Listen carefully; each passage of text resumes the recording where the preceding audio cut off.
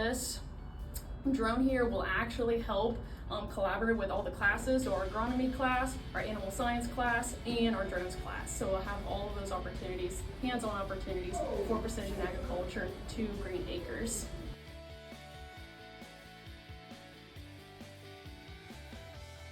This can give you opportunities such as finding jobs with local farmers, spraying fields to maintain weeds and things like that, and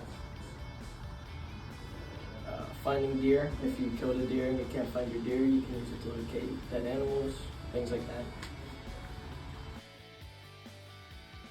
Future careers, so if they learn how to fly it and use this, they can go out on their own and also just have a job for them, and they will make pretty decent money.